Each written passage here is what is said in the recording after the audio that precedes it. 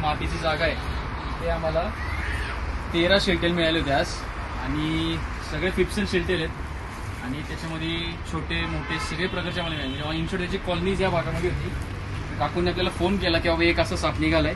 तसे एक एक करता करता 13 साप आम्हाला मिळाले. तर आता आम्ही त्यांना चांगले जागे सोडणार आहोत कारण की इथं ते आता त्यांचं डेव्हलपमेंट करणार असल्यामुळे ही माती पूर्ण उखरणार आहे. त्यांना अजून इजा न होण्यासाठी आम्ही त्यांना पूर्ण सुरक्षित ठिकाणी अजून एक जाऊन आज आम्ही त्यांना रिलीज करणार आहोत.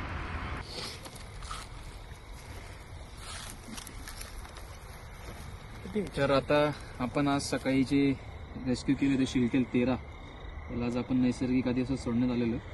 याची जागा थोडीशी आम्ही जरा जवळची जागा बघितली जेणेकरून यांची कॉलनी डिस्टर्ब होणार नाही आणि इथं माणसांचे इंटरफेरन्स पण जास्त नाही आहेत. तरी सगळी अशी पिल्लं आतमध्ये आहेत बघा. आता आपण बाहेर काढूयात.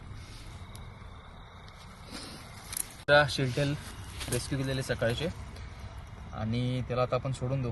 हे जे शेल्टेल आहे हे आपल्या या भागामध्ये खूप जास्त प्रमाणात आढळतात आणि जिथं आज मिळाले होते तिथं ते लोक इन्सेक्टिसाइड वगैरे मारून वगैरे मातीचे डेव्हलपमेंट करणार होते. त्यामुळे आम्ही ठरवलं की त्यांना रिलोकेट करूयात.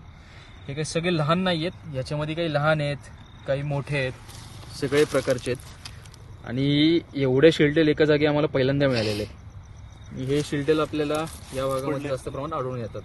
आपण त्याला रिलीज करूयात आता सगळ्यांना. शिरलं पण माती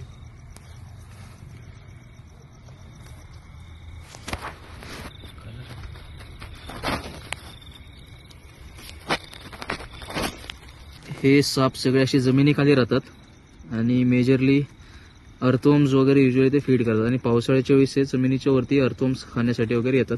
तर तुम्ही आता बघू शकता एकदम मातीच्या आतमध्ये हे चाललेले आहेत. बरेचसे साप निघून गेलेले आहेत, माती खाली गेलेत, काही सगळे निघून गेलेले आहेत.